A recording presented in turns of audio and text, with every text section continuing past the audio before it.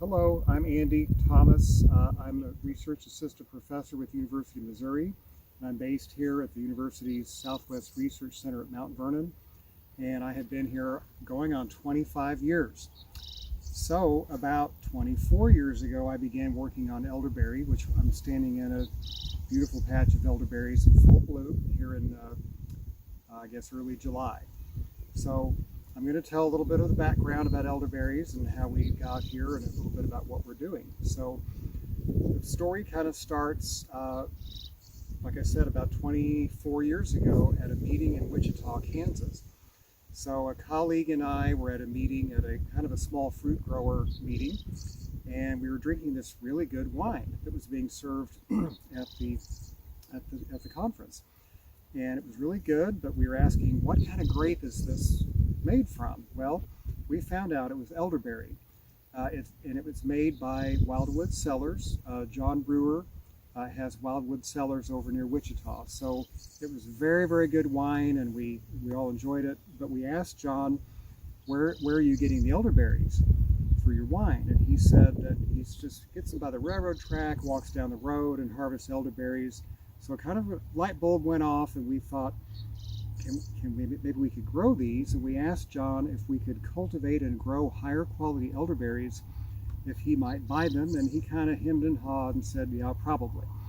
So that kind of got us started.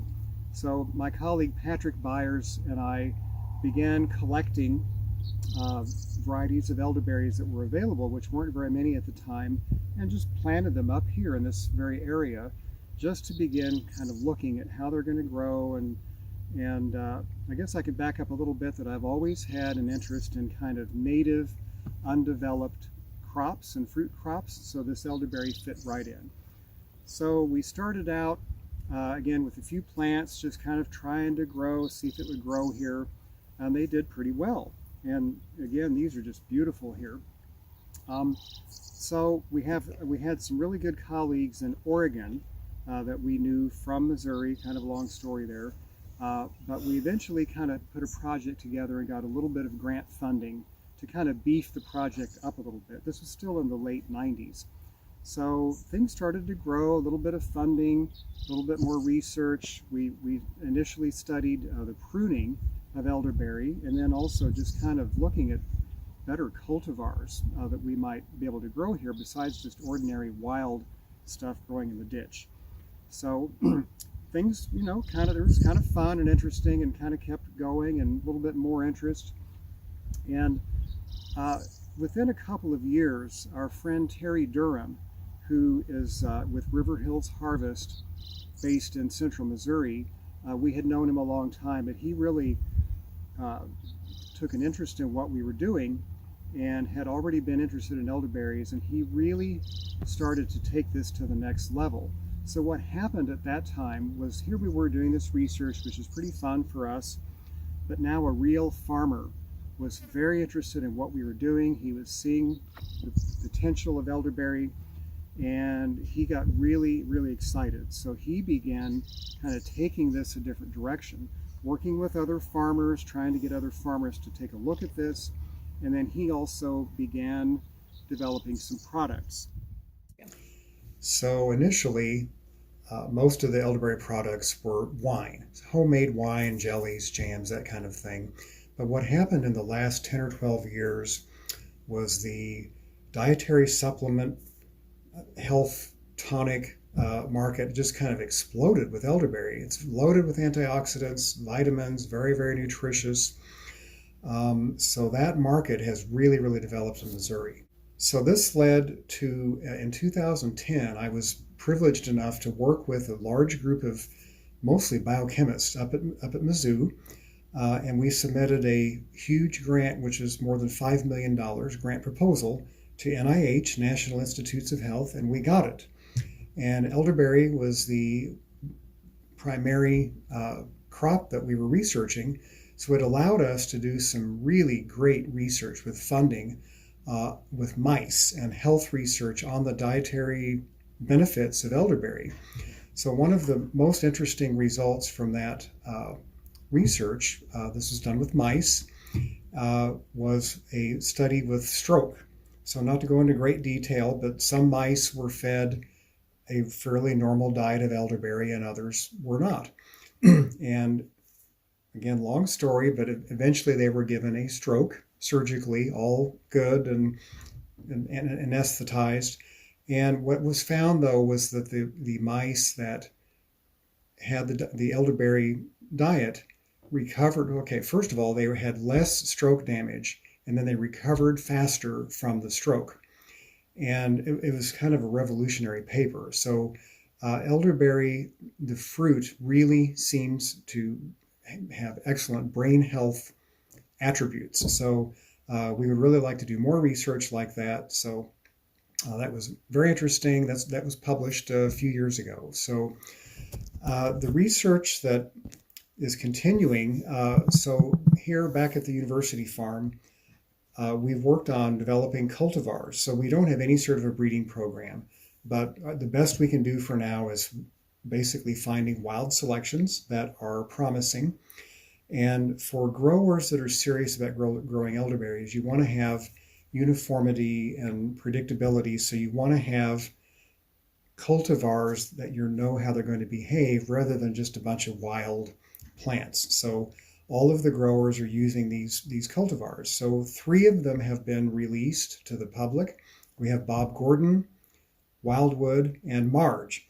So the Marge happens to be a European elderberry. But we have another one that looks very, very promising called Pocahontas. It was provided to us. Again, it's a wild selection from a gentleman at Pocahontas, Arkansas. And as you can see, it has these enormous flower heads, and it's very, very productive, very vigorous. So this one is actually available in a very, very limited supply right now, but it's really very hard to get, and it's really not commercially available yet, but hopefully in a couple years. But kind of the cart before the horse, because we haven't really officially released it yet. We don't have enough data to really publish it as a named cultivar. But the farmers were demanding it so much that we went ahead and let them have it.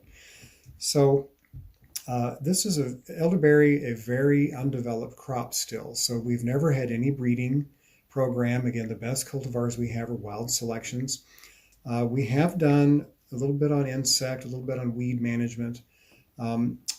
Last year, I guess it was this year, 2020, we submitted a grant proposal to the Specialty Crops Research Initiative program. It was a $5.2 million proposal. I spent about 3 months of my life working on it. We did not get funded, but that's okay. We did pretty well in there, and hopefully we will retool that and apply again. But what that really had, we really proposed taking elderberry to a new level, as opposed to kind of a wild crop that hasn't been very well developed, to a really significant horticultural crop that included breeding, insect. There are all kinds of studies, including mechanical harvest. So right now, elderberries are hand harvested, very expensive to do that, very hot, very laborious. And we are pretty sure that we can harvest it mechanically. So, but it's going to take money and some engineering to do that. So that was in the grant, and hopefully we will be able to try again on that. So we have one of our latest studies. I had a graduate student, Sam Sargent, who is just finishing up. So in addition to the fruit, the flowers are also very medicinal and in demand. And in fact, in Europe, the flowers are used more than the fruit. So the fruit is well known as an antioxidant, but the flowers are very powerful as an antiviral. And there are published papers on that. So lo and behold, when the coronavirus emerged, elderberry sales just skyrocketed, not only the flowers, dried flowers, and the fruit, but also the plants. So I was pretty surprised to be getting a lot of calls, people wanting to grow them. So we did a study showing that we can actually take a portion of the flowers. Of course, if you harvest the flowers, you won't have any fruit. But so we can take a portion of the flowers, maybe 25% of the flowers, and still have a really good fruit crop. So now we have 2 crops from the same plant. So very interesting study. Hopefully that'll be published in the next year. We also have a study where we are looking at antioxidant levels on elderberry plants from all over the eastern United States. So it's kind of a long story, but colleagues at the Missouri Botanical Garden collected plants from everywhere from Pennsylvania to Arkansas, South Carolina, Indiana, and they were analyzed for their antioxidant levels. And we found that areas, say for example, elderberries from Pennsylvania might have been higher or lower in a particular antioxidant or antioxidant profile compared to South Carolina, which was different. So why is that? So it took several years, but we did a study where we collected those. We brought them together here in Missouri in what we call a common garden setting. So side by side with kind of blind replication, you may have the Indiana, Pennsylvania, Arkansas right next to each other, and with Missouri varieties in there as well, and seeing how they behave. So basically the question, are those differences that we found in the antioxidants genetic or due to the environment? So by bringing them together in the same environment, we're able to sort that out. So stay tuned. We don't have the results yet, but I suspect it's a little bit of both. I'm sure there are genetic differences, but also the environment can really influence that. So that's another study that has been finished, but it takes a long time to write these up and analyze the data. So that's kind of quick and dirty on elderberries. You can call me. My phone number is 417-466-0065, and my email is Thomas, THOMASAL, @missouri.edu. Thanks a lot.